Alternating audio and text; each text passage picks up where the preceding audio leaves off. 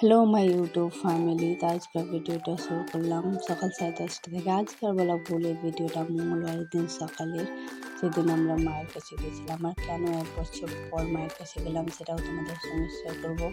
আর এই যে ব্যাকগ্রাউন্ডে যে মিউজিক শুনতে পাচ্ছ সেটাকে অ্যাভয়েড করিও, কারণ আমাদের বাড়িতে মনসাগান হচ্ছে, সেই জন্যই এই মিউজিক আসছে। তো যাই হোক, আমি কাছে যাবো, তাই জন্য সকাল সকাল উঠে তাই সমস্ত কাজ কমপ্লিট করে রান্নাবান্না কমপ্লিট করে দেন। বাপিও বাড়িতে থাকবে, ওরা খাবে। বাবু তো ডিউটি চলে গেছে, তাই জন্য মাকে বলে মা ফুল এনে দিও অনেকটা। বাচ্চা এতদিন পরে যাবো, তো মায়ের জন্য একটা সুন্দর গিফট নিয়ে যাবো। এই মালাটা দেখে মা তার কথা মনে পড়ে গেল।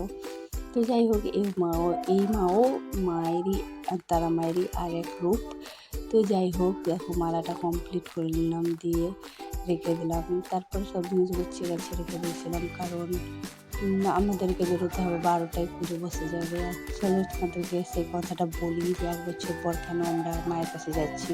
যেহেতু দিদিন মারা গেছিলো, তো সবাই বলে যে 1 বছর পর্যন্ত কোনো ঠাকুরের স্থান যেতে নেই, তাই আমরা যাইনি। 1 বছরের কাজ বেরিয়ে গেছে, তাই জন্য আজকে আমরা যাচ্ছিলাম।